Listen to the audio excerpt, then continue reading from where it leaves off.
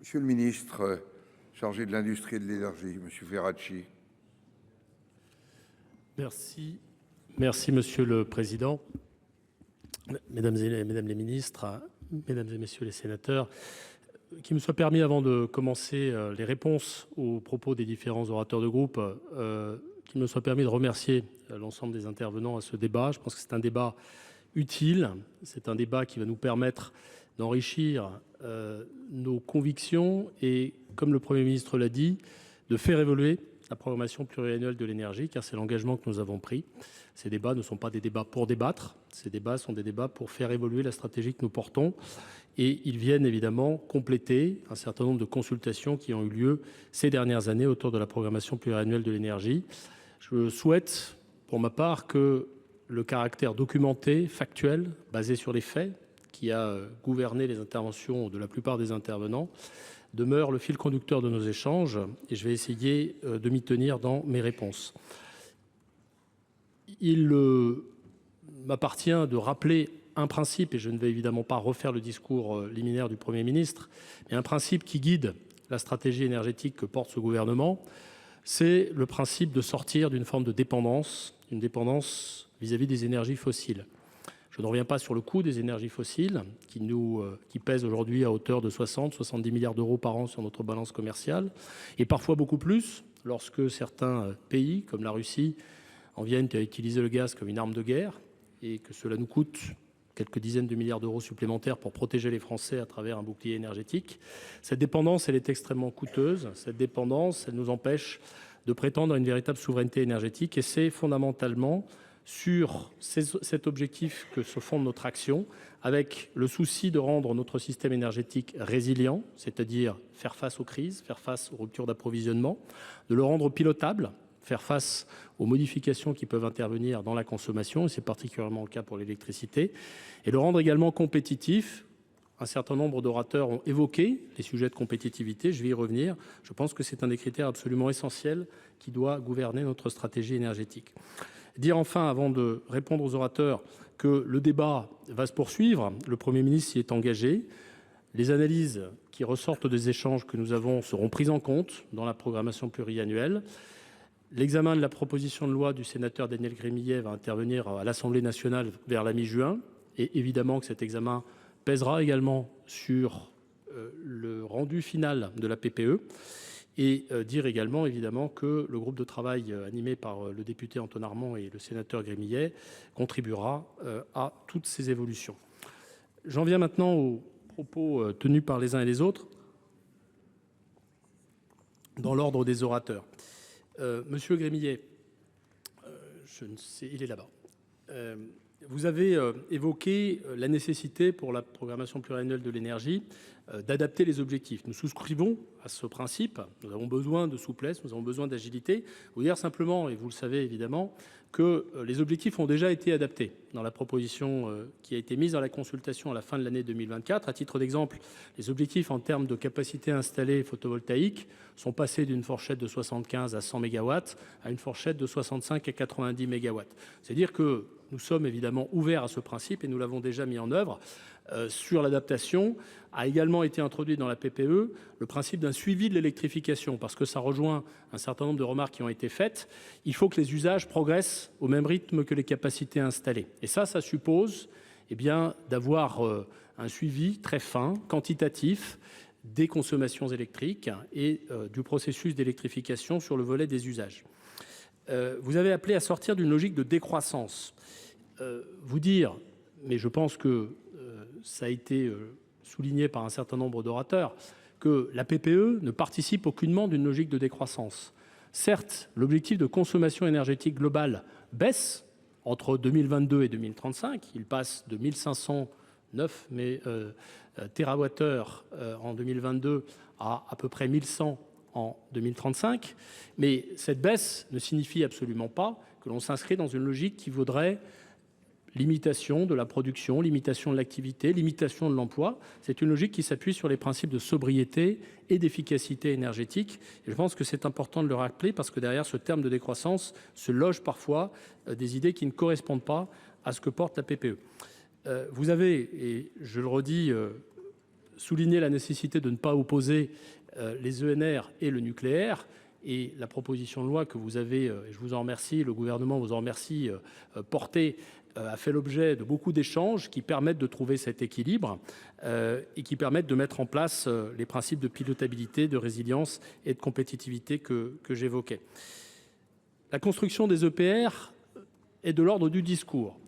Là, je suis un peu moins d'accord avec votre propos, car, vous le savez, le Conseil de politique nucléaire qu'a présidé il y a quelques semaines le président de la République a pris des décisions qui prolongent un certain nombre d'autres conseils de politique nucléaire, et en particulier la décision non seulement évidemment d'accélérer le lancement de la fabrication des 6 EPR2, mais de confirmer la recherche sur un certain nombre de solutions liées au SMR, aux petits réacteurs modulables, et en particulier aux réacteurs à neutrons rapides qui présentent des potentialités très importantes, et vous dire que le schéma de financement de ce nouveau nucléaire, au titre des 6 EPR, sera finalisé très bientôt avec la direction d'EDF et sera notifié dans la foulée à la Commission européenne au titre du régime des aides d'État. Dire que vous avez, en évoquant l'hydroélectricité, appelé de vos voeux une augmentation de la capacité installée, en particulier une augmentation de 26 gigawatts à 29 gigawatts. Cette augmentation, vous le savez, elle dépend non pas de la construction de nouvelles installations, elle dépend d'investissements sur les installations existantes. Pour réaliser ces investissements, et ça a été dit également par plusieurs orateurs, nous avons besoin de sécuriser le cadre juridique et donc de régler le contentieux avec l'Union européenne. C'est une fois que nous aurons réglé ce contentieux, pour lequel nous attendons les conclusions de la mission Bolo-Battistel, que nous pourrons engager des investissements sur les installations existantes pour passer de 26 à 29 gigas de production installée. Enfin, vous dire sur l'hydrogène que là, nous avons aussi un point de divergence de vue, en tout cas d'interprétation, sur ce qu'est la stratégie hydrogène que j'ai eu l'honneur d'annoncer il y a quelques semaines. Cette stratégie, vous avez dit, serait très déceptive pour la filière hydrogène. Ce n'est pas le sentiment que j'ai eu. La filière attendait de la visibilité. Certes, les objectifs de capacité installée et de production d'hydrogène ont été revus à la baisse, mais c'est au titre d'une analyse fine du modèle économique de l'hydrogène, des usages dont certains n'ont pas trouvé leur modèle économique, je pense en particulier aux véhicules légers, et tout ça a amené à recalibrer la stratégie. Mais ce qu'attendait la filière hydrogène, et je pense que vous avez eu, en discutant avec eux, le même son de cloche, c'est de la visibilité. Le fait d'annoncer cette stratégie a été, je crois, assez bien reçu. Voilà ce que je pouvais vous dire en réponse à vos propos. Monsieur Montaugé, merci de votre intervention. Vous avez évoqué, et ça a été le cas de d'autres orateurs, l'idée qu'il y aurait un déni démocratique derrière la méthode globale, pas simplement l'adoption de la PPE par décret. Je veux rappeler quand même que le décret est prévu par la loi et qu'une loi de programmation, évidemment, était prévue, que les circonstances n'ont pas permis de prendre. Dire néanmoins que la PPE, et ça a été dit d'ailleurs par Daniel Gremillet dans son propos, est compatible dans ses objectifs, avec quelques nuances, elles ont également été évoquées par le sénateur Gremillet, elle est compatible avec la proposition de loi qui a été portée, qui sera examinée à l'Assemblée. C'est dire qu'il y a eu un débat. Il y a eu un débat, et un débat avec vote, puisque vous avez vous-même, dans cet hémicycle, eu l'occasion d'amender cette proposition de loi. Certes, ce n'est pas un projet de loi, mais je ne peux pas laisser dire qu'il n'y a pas eu et qu'il n'y aura pas de débat avec vote autour de ce projet de programmation pluriannuelle. Car nous nous y engageons. Les éléments de modification qui interviendront, à la lumière de nos échanges aujourd'hui, la semaine dernière à l'Assemblée, et à la lumière des échanges qui auront lieu à l'Assemblée sur la PPL Gremillet, seront pris en compte. Le Premier ministre s'y est engagé. C'est une méthode qui, je pense, laisse sa place au débat démocratique et pas simplement à un débat sans vote. Et c'est important, je pense, de le rappeler. Vous l'avez dit, à propos du nucléaire en particulier, toutes les énergies génèrent des dépendances. Et il est vrai qu'il existe une dépendance du nucléaire, c'est celle qui ressort de l'approvisionnement en combustible nucléaire, et en particulier en uranium. Et vous avez évoqué au registre des dépendances un sujet un peu plus large qui est la dépendance pour les énergies renouvelables dans la version industrielle vis-à-vis de métaux rares. On peut penser au lithium, au graphite, à tout ce qui vient composer les batteries et j'en passe. Sur ces sujets, dire que le Conseil de politique nucléaire a posé sur la table un principe très clair qui est la diversification des sources d'approvisionnement d'Orano sur le combustible. Et ça fait partie désormais de la stratégie nucléaire de la France que de sécuriser les approvisionnements et aussi de les diversifier. C'est un élément important que je veux rappeler. Dire également que résoudre ce problème de dépendance peut aussi trouver sa solution dans la technologie, dans la science, dans la recherche. Je pense en particulier à la recherche autour de ce que l'on appelle la fermeture du cycle nucléaire, c'est-à-dire la réutilisation du combustible nucléaire usé. Évidemment, nous n'y sommes pas encore, mais le Conseil de politique nucléaire a réaffirmé son soutien à un certain nombre de projets de recherche, en particulier autour des réacteurs à neutrons rapides, qui doivent permettre de fermer le cycle du nucléaire. Il y a ici une promesse, ça n'est qu'une promesse, mais une promesse que vous me permettrez de considérer assez formidable. Ne plus dépendre d'une source d'approvisionnement externe et recycler le cycle nucléaire ou le combustible nucléaire. C'est ce que nous promet l'avenir. Je ne suis pas chercheur en nucléaire, mais en tout cas, les chercheurs y croient et je pense qu'il faut aussi se positionner là-dessus. S'agissant des métaux précieux ou des métaux rares, dire qu'il y a aussi une stratégie de sécurisation qui passe par la diversification des approvisionnements. J'ai réaffirmé cette stratégie lorsqu'il y a quelques semaines, j'ai relancé l'inventaire minier au BRGM à Orléans. Il s'agit de se diversifier pour ce qui n'existe pas sur notre territoire. Il s'agit de relancer l'inventaire minier pour ce qui existe sur notre territoire. Nous avons, par exemple, sur le tungstène, des capacités, sur le lithium, des capacités et des potentialités qu'il nous faut explorer. Nous sommes en train de le faire et dans les 3 prochaines années, nous allons, je l'espère, trouver de nouveaux gisements. Et enfin, la dépendance, on lutte contre elle à travers, ça a été dit également par certains orateurs ou oratrices, avec le recyclage des matériaux. Et la structuration de la filière industrielle du recyclage pour les métaux, pour les batteries, fait également partie de notre stratégie. Je voulais vous rappeler ces éléments parce qu'ils me semblent apporter des réponses à votre propos.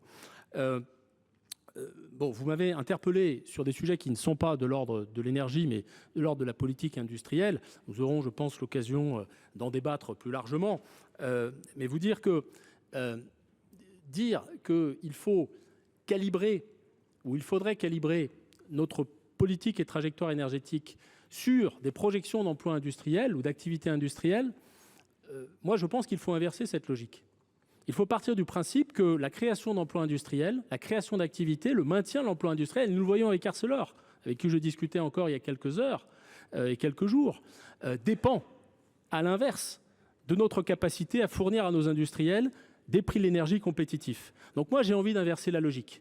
Et vous dire qu'il ne s'agit pas de partir de projections industrielles qui sont comme toujours très difficiles à faire, mais de créer les conditions, notamment au regard des prix de l'énergie, pour que l'emploi industriel se développe dans notre pays. Voilà. Et vous avez à la fin évoqué, et m'avez interpellé sur le scénario de RTE que je reprends ou que je reprendrai à mon compte pour la trajectoire. Vous dire que c'est simplement l'objet de ce débat. Et ce sera l'objet des débats qui auront lieu sur la PPL Grémillet, que de se caler sur un scénario ou une adaptation à un scénario. Donc je ne veux pas préempter ce débat.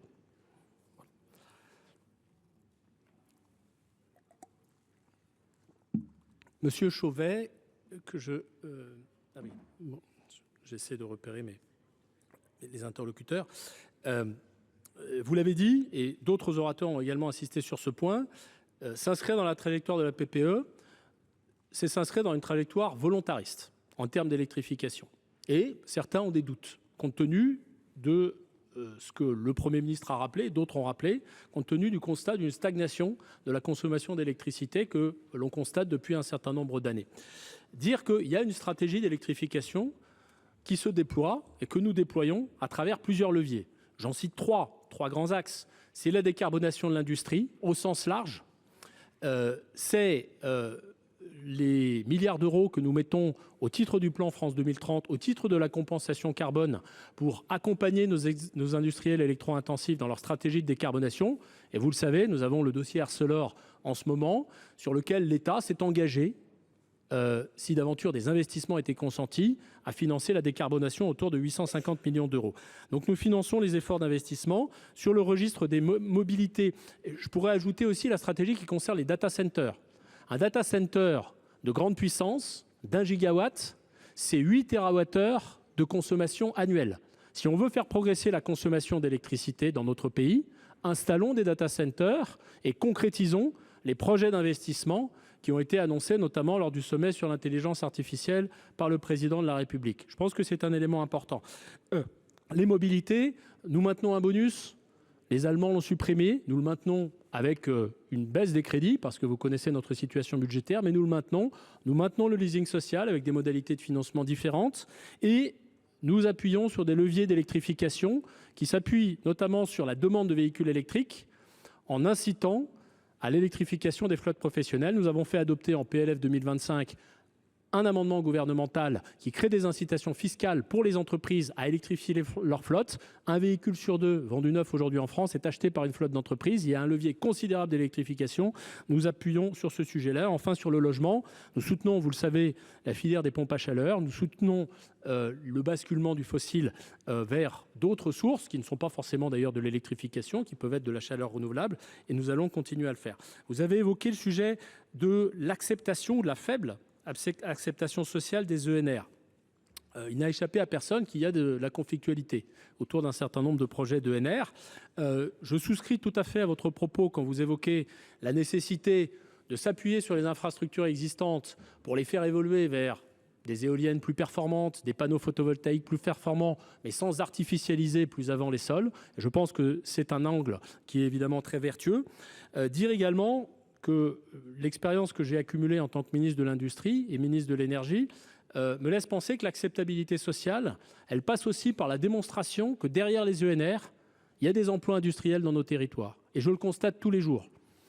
L'emploi industriel se maintient, les sites industriels continuent d'ouvrir, c'est principalement du fait des industries vertes et des industries qui sont liées aux ENR. Et ça, je pense que c'est aussi un élément de conviction, notamment pour les élus locaux, notamment pour les citoyens, parce qu'ils sont sensibles à cette préoccupation, je le crois. Vous avez souligné le risque d'un déséquilibre à terme entre la capacité de production et la demande. Ça résume un peu le propos qu'on vient d'évoquer en matière d'électricité. Dire qu'on a besoin de se garder des marges de production et des marges de capacité. Et ça n'est au fond pas un problème dès lors que nous avons un débouché assez naturel avec l'exportation. Et le Premier ministre l'a dit, nous avons été exportateurs nets très fortement en 2024 avec 90 TWh.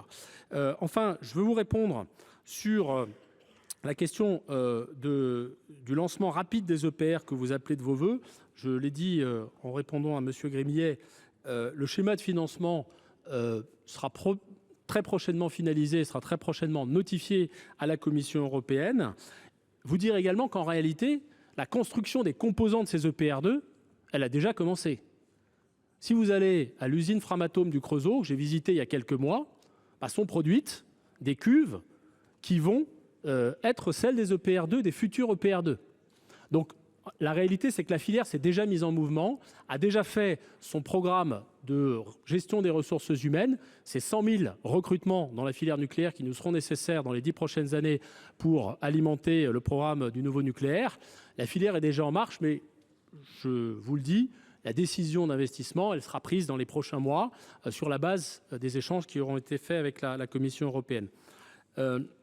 Monsieur Louot, je vous vois.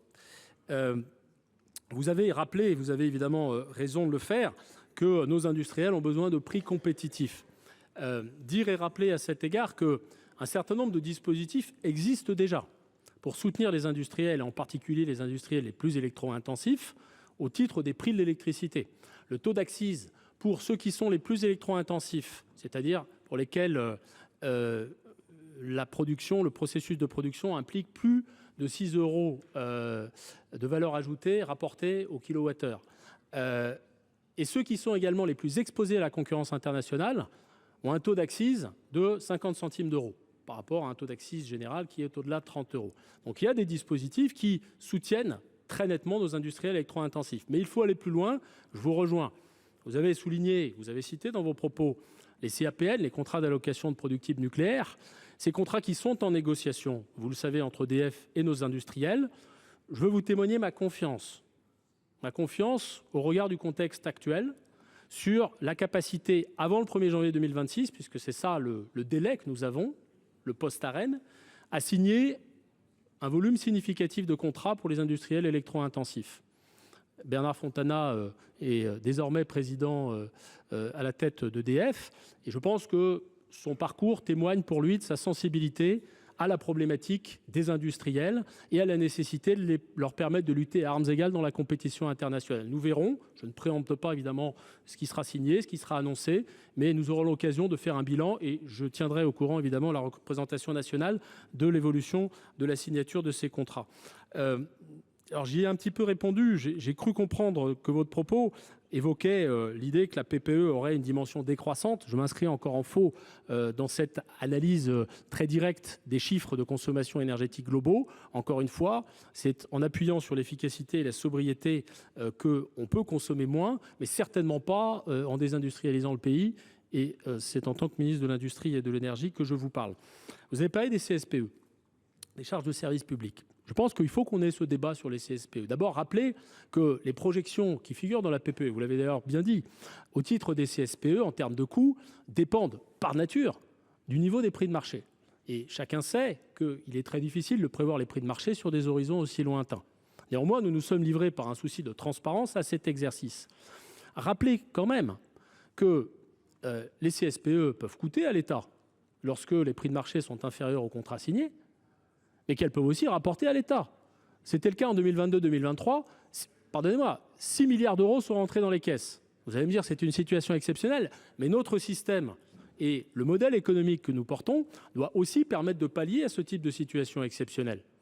C'est le principe, et je le dis également parce que ce principe consistant à compenser dans un sens et dans l'autre, c'est aussi celui qui guide le financement de notre programme du nouveau nucléaire et qui est assumé par EDF.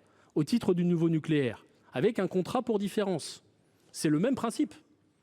Et donc, il paraît quand même un petit peu délicat de critiquer ce principe au titre des ENR et de l'admettre pour financer le nouveau nucléaire. Non, je sais que ce n'est pas ce que vous avez dit, mais je fais le parallèle. Je me permets de faire le parallèle. Je me permets de faire le parallèle parce que le principe est le même. Et simplement, pour finir sur le sujet de la compétitivité et des prix, parce que vous avez eu raison, et je l'ai rappelé dans mon propos, on doit se parler de la compétitivité des différentes sources d'énergie. C'est un critère essentiel.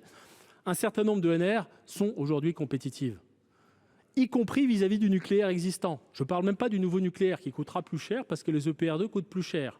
Je vous donne un exemple. L'appel d'offres pour l'éolien en mer posé, qui a été signé en 2023, l'appel d'offres numéro 4, a établi des niveaux de contrat à hauteur de 45 € du mégawattheure. 45 €. Je suis obligé de dire que c'est compétitif. Certes, ça n'est pas le cas de toutes les ENR. L'éolien posé, ça a été dit par le Premier ministre, mettra du temps à trouver sa maturité technologique. Les coûts de raccordement sont plus élevés, mais il ne faut pas, entre guillemets, mettre toutes les solutions énergétiques dans le même panier. Je pense qu'on a besoin d'aller dans le détail de ce que permettent les unes et les autres. Enfin, je vais, là, pour le coup,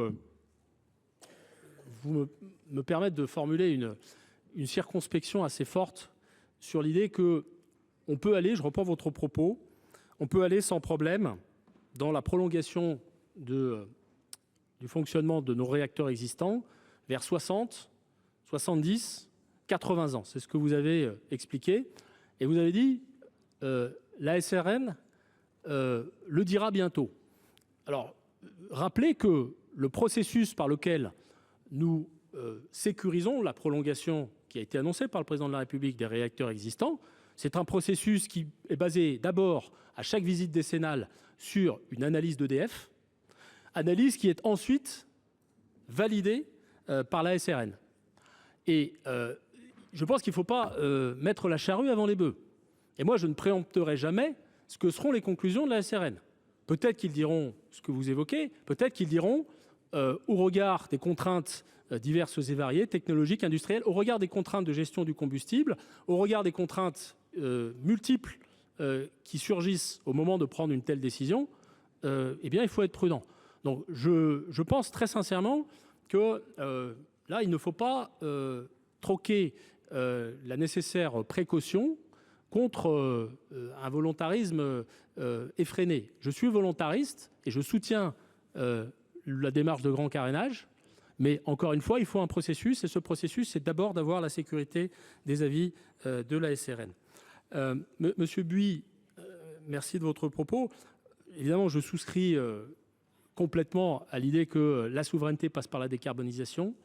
J'ai rappelé dans mon propos liminaire ce que nous coûtent les énergies fossiles, je n'y reviens pas.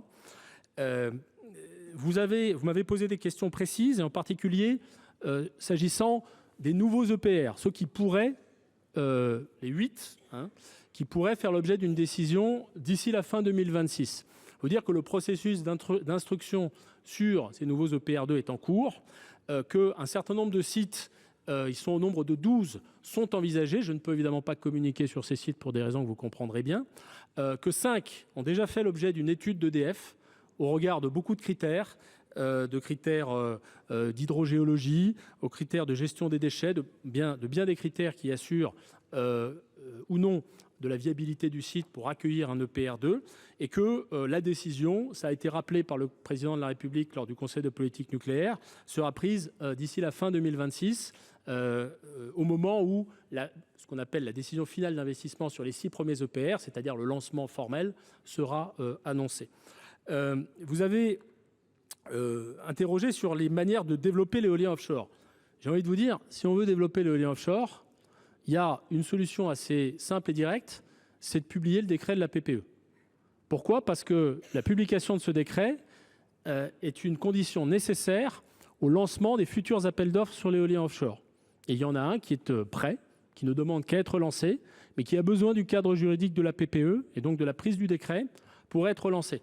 Et j'insiste sur ce point parce que on doit avoir le souci, ça n'a peut-être pas été beaucoup relevé par rapport au débat à l'Assemblée où ça a été beaucoup relevé, mais on a le souci de maximiser l'empreinte industrielle. Derrière les ENR, il y a des filières industrielles, il y a de la création d'emplois, comme derrière le nucléaire d'ailleurs, je l'ai dit tout à l'heure. Et donner une visibilité à ces filières industrielles, c'est ce qu'elles demandent aujourd'hui. Et encore une fois, je pense que on doit également prendre en compte cette empreinte industrielle et le développement industriel dans nos territoires. Et donc je pense, évidemment, après que les étapes d'examen démocratique que j'ai évoquées seront faites, je pense que la publication du décret de la PPE est très importante pour donner cette visibilité, et notamment pour l'éolien en mer. Vous avez appelé de vos voeux la nécessité d'accorder à l'hydroélectricité toute sa place. Nous souscrivons évidemment à ce projet. Dire que nous sommes en attente des rapports de la mission Bolo-Battistel pour l'Assemblée nationale, et également de la mission lancée par la Commission des affaires économiques du Sénat, qui nourrira évidemment nos réflexions sur le cadre juridique des concessions. Et enfin, un mot sur l'hydrogène. Dire que l'hydrogène ne fait pas l'impasse sur les mobilités lourdes, mais néanmoins, elle identifie notre stratégie hydrogène, des mobilités lourdes qui sont probablement dotées d'un modèle économique plus solide que d'autres. Et en particulier, sur le train, il me semble quand même que les expériences qui ont été menées aujourd'hui sont pas forcément à la hauteur d'autres usages en matière d'hydrogène.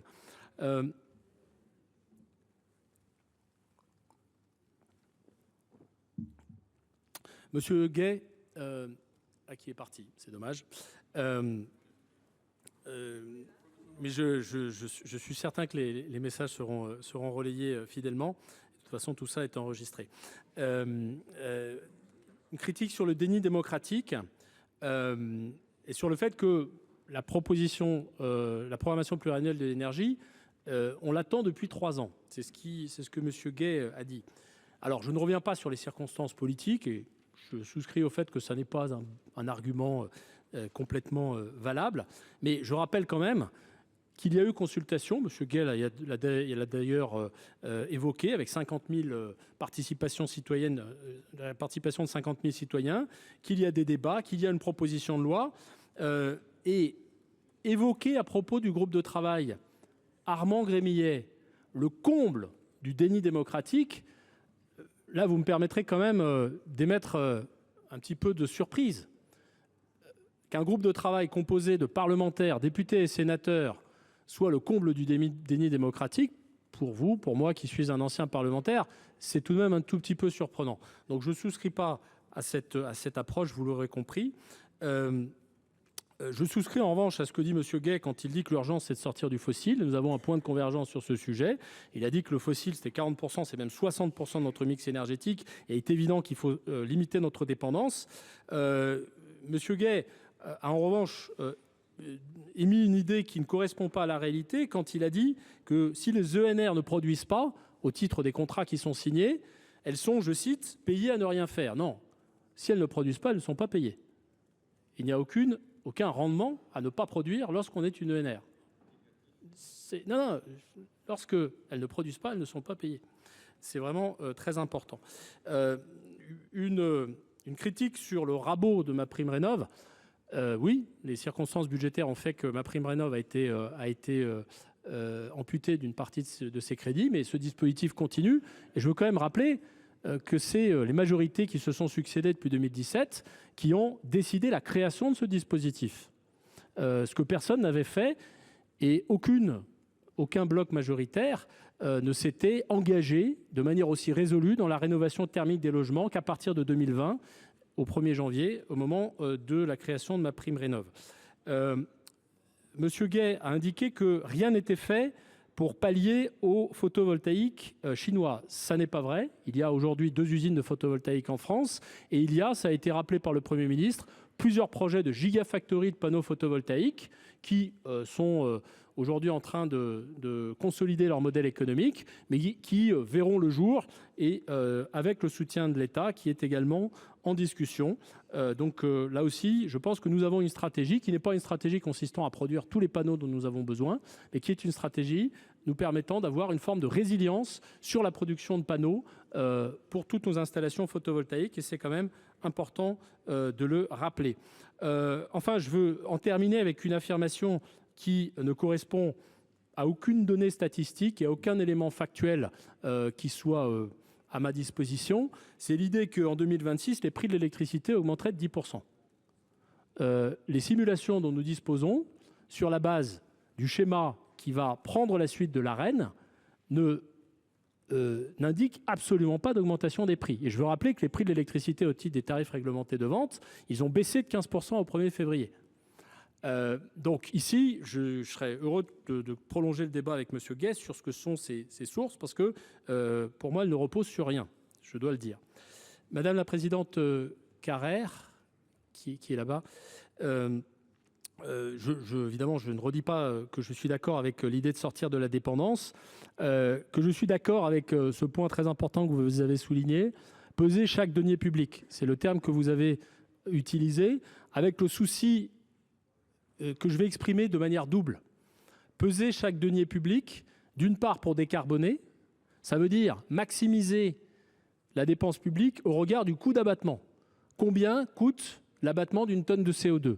Ça, c'est un critère très concret, très précis, qui doit guider nos décisions.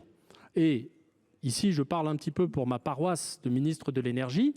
Les dépenses qui sont engagées au titre de la décarbonation de l'industrie sont des dépenses plus efficaces au regard de ce critère du coût d'abattement que les dépenses qui sont engagées dans d'autres secteurs.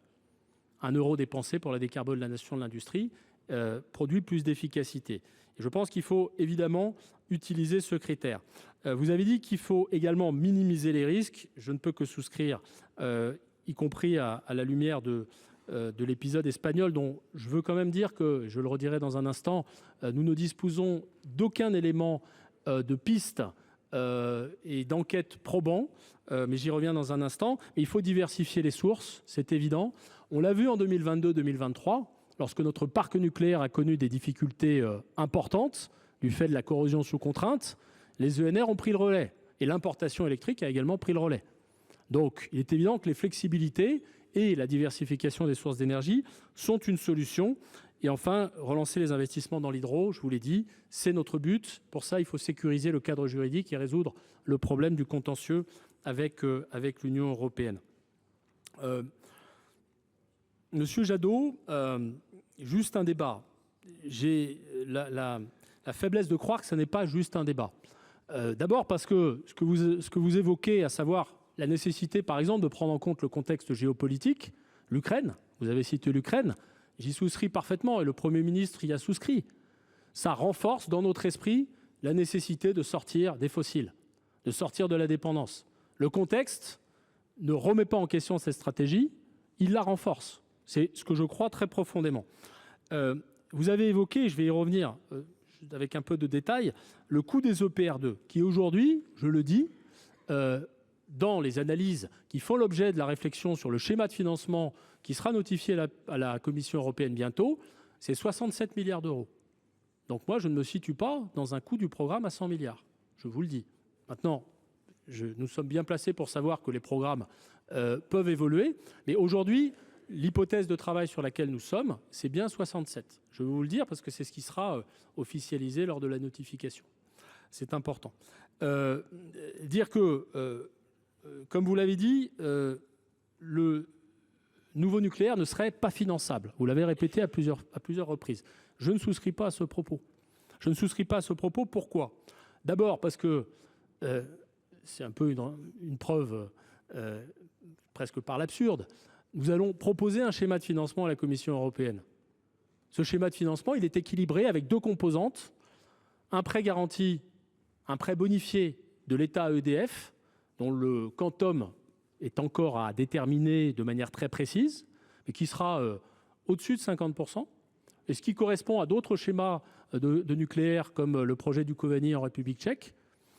Ça, c'est pour la phase de construction. Et puis, pour la phase d'exploitation, il y a un contrat pour différence. C'est ce que j'évoquais avec M. Louot tout à l'heure. Donc, le schéma de financement, il existe, il est sur la table, il est sur le papier et il est discuté, négocié, validé avec EDF. Donc, je ne laisse pas dire que le nouveau nucléaire n'est pas finançable. Après, que ça coûte cher, plus ou moins cher, ça, c'est un débat. C'est le débat que nous avons sur la compétitivité relative des différentes sources d'énergie. Mais sur la finançabilité, entre guillemets, du nouveau nucléaire, ça ne correspond pas à la réalité. Quand